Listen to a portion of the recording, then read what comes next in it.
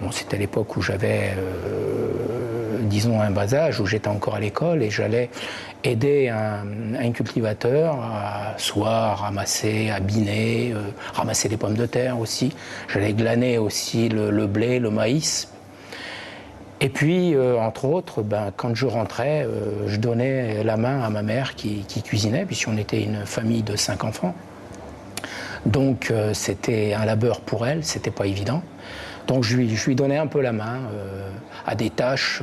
Et je crois que la cuisine m'est venue comme ça. C'est la rigueur.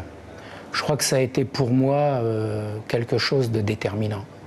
Je crois que j'ai appris ça vraiment. Bon, c'est vrai que je sors d'une famille où mon père était quelqu'un de rigoureux, mais j'ai retrouvé la continuité dans ce travail.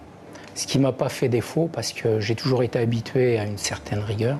Et je crois que ça reste quand même une émotion dans ce métier.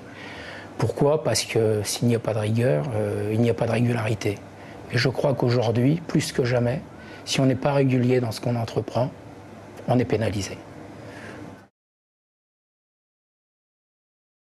Dans un mets sucré, je vais mettre une pointe de sel. Voilà. Dans une crème, je vais mettre une pointe de sel. Vous voyez, une crème brûlée, je vais y mettre du sel. Mais une pointe qui va ressortir un petit peu ce goût sucré et cette saveur que vous voulez mettre en avant. Voilà. C'est un petit peu ma personnalité.